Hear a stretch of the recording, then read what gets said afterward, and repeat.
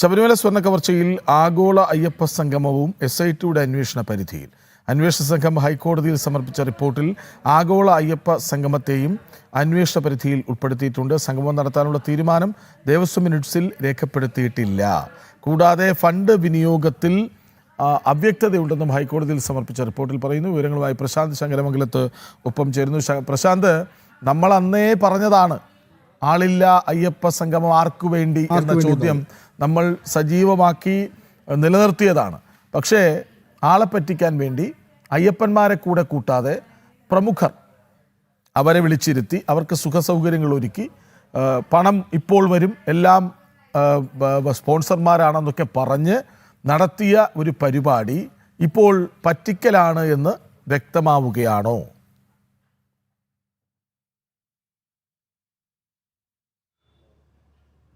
കൃഷ്ണരാജ്, ആഗോള അയ്യപ്പ സംഗമത്തിലും ക്രമക്കേടുണ്ട് എന്നാണിപ്പോൾ SITയുടെ റിപ്പോർട്ട് പറയുന്നത്. SIT ഹൈക്കോടതിയിൽ സമർപ്പിച്ച ഒരു റിപ്പോർട്ടിലാണ് ദേവസ്വം മിനിറ്റ്സിൽ ഈ അയ്യപ്പ സംഗമത്തെക്കുറിച്ച് രേഖപ്പെടുത്തിയിട്ടില്ല എന്ന് പറയുന്നത്. അതായത് PS പ്രശാന്ത് ആണ് മുൻ ദേവസ്വം ബോർഡ് പ്രസിഡന്റ്.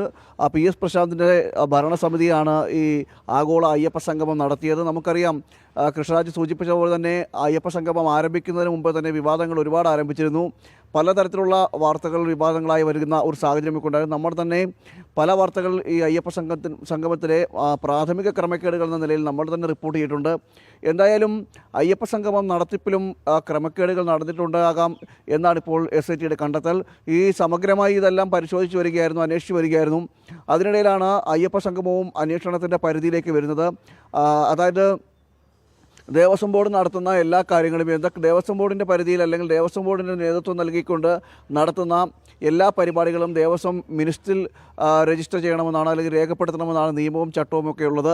എന്നാൽ ഇത്രയും വലിയൊരു പരിപാടി സംഘടിപ്പിക്കുമ്പോൾ, ഇത്ര കോടി രൂപ ചിലവഴിച്ചുകൊണ്ട് ദേവസ്വം ബോർഡിൻ്റെ നേതൃത്വത്തിലൊരു പരിപാടി സംഘടിപ്പിക്കുമ്പോൾ എന്തുകൊണ്ട് അത് ദേവസ്വം മിനിറ്റിൽ രജിസ്റ്റർ ചെയ്തില്ല എന്നൊരു ചോദ്യം ഉയർന്നു കേൾക്കുന്നുണ്ട്.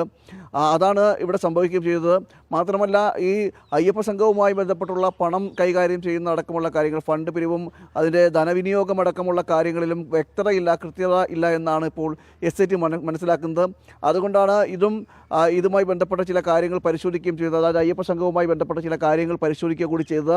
ഇതിലൂടെയാണ് അയ്യപ്പ സംഗമത്തിനും ക്രമക്കേട് നടന്നിട്ടുണ്ടാകാമെന്ന ഒരു കണ്ടെത്തലിലേക്ക് ഇപ്പോൾ SITയുടെ ഭാഗത്ത് നിന്നത്. എന്തായാലും ഇത് സംബന്ധിച്ച കൂടുതൽ വിവരങ്ങൾ ഇനിയും പുറത്തു വരേണ്ടിയിരിക്കുന്നു. റിപ്പോർട്ട് ഹൈക്കോടതിയിൽ സമർപ്പിക്കുകയും ചെയ്തിട്ടുണ്ട്.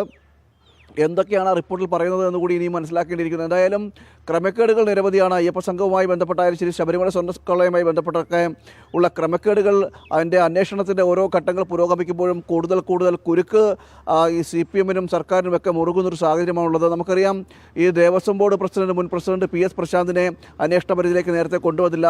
അതായത് ഈ സ്വർണ്ണക്കവർച്ചയുടെ തുടക്കഘട്ടത്തിൽ PS പ്രശാന്ത് ഈ സ്മാർട്ട് ക്രിയേഷനിലേക്ക് സ്വർണ്ണം പാളികൾ അയക്കുന്നതുമായി ബന്ധപ്പെട്ട കാര്യങ്ങളൊക്കെ നിരന്തരം. എന്നാൽ അതൊന്നും നിലവിലേക്ക് അന്വേഷണത്തിലേക്ക് വന്നിട്ടില്ല. എന്തായാലും ഓരോ ഘട്ടത്തിലേക്ക് അന്വേഷണം നടന്നുകൊണ്ടിരിക്കുകയാണ്. ഇപ്പോൾ അങ്ങനെ ഘട്ടമായിട്ടുള്ള അന്വേഷണം നടക്കുന്നതിനിടയിലാണ് ഇപ്പോൾ സ്വർണ്ണക്കവർച്ചയുമായി ബന്ധപ്പെട്ട് ഇത്തരത്തിൽ അന്വേഷണത്തിലേക്ക് കടക്കുന്നതിനിടയിലാണ് അയ്യപ്പ സംഘവും ഇതിൽ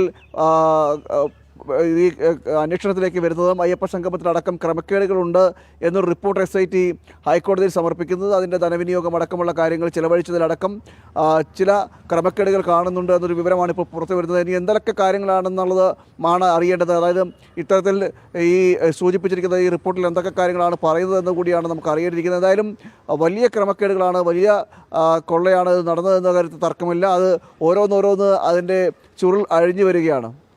കൃഷ്ണരാജ്, അതെ, ഓരോ വിഷയങ്ങളും ഇങ്ങനെ പുതുതായി വരികയാണ്. ഈ നേരത്തെ പറഞ്ഞ ധ്വജപ്രതിഷ്ഠ, അതായത് പുനഃപ്രതിഷ്ഠ, കൊടിമര പ്രതിഷ്ഠ നടത്തിയതിൽ അഴിമതി, ഇപ്പോൾ അയ്യപ്പ സംഗമം നടത്തിയതിൽ അഴിമതിയില്ലാത്തതൊന്നുമില്ല. അയ്യപ്പനെ സംബന്ധിച്ച് നമുക്കറിയാം, ലോക പ്രശസ്തമായ ക്ഷേത്രമാണ്. പക്ഷേ ഈ ക്ഷേത്രവുമായി ബന്ധപ്പെട്ട് അതിനോട് ചേർന്ന് നിൽക്കുന്നവർ, അതിൻ്റെ ഭരണ സാരഥ്യം വഹിക്കുന്ന ആളുകൾ, കാലങ്ങളായി മാറി വരുന്ന ഇടതു വലതു മുന്നണികളിൽപ്പെട്ട ആളുകളാണല്ലോ അതിൻ്റെ ഭരണ നേതൃത്വത്തിലേക്ക് വരുന്നത്. അവരെല്ലാം അഴിമതി ആരോപണങ്ങളിലൊക്കെ പെടുന്നു. ഇതിൽ കുറച്ചുപേർ ജയിലിനുള്ളിലുണ്ട്, ഇനിയും കുറച്ചുപേരെ കൂടി അറസ്റ്റ് ചെയ്യാനുണ്ട്. അങ്ങനെ ഉള്ള പ്രശ്നങ്ങളാണ് ശബരിമലയിൽ. പക്ഷേ കുറച്ചുകൂടി പിന്നിലേക്കൊക്കെ പോയാലേ ഇതിലും വലുത് അതെ സംഭവിക്കാം. അതെ, നോക്കൂ എന്തെല്ലാമാണ് കാണാതായത്. ഈ കൊടിമര പ്രതിഷ്ഠയുമായി ബന്ധപ്പെട്ട് കഴിഞ്ഞ ദിവസം കേൾക്കുന്നു 3 ആലിലകൾ കൊടിമരത്തിലുണ്ടായിരുന്നു. അതെ. മഹസറിൽ അത് എഴുതിയിട്ടുണ്ട്. പക്ഷേ സ്ട്രോങ് റൂമിലെത്തിയപ്പോൾ 2 ഉള്ളൂ. താഴികക്കുടം ഈ എന്താണ് നമ്മുടെ അഭിഭാഷക കമ്മീഷണർ അഴിച്ചു മാറ്റിയിരിക്കുന്നു. ആരും അറിഞ്ഞിട്ടില്ല. ഇല്ല. അപ്പോൾ അടിമുടി എന്തും ചെയ്യാവുന്നൊരു കേന്ദ്രമായി ക്ഷേത്രങ്ങളെ ഇവർ മാറ്റുകയാണെന്നുള്ളതിന് വേറെ തെളിവ് വേണോ? അതെ. പ്രശാന്ത്.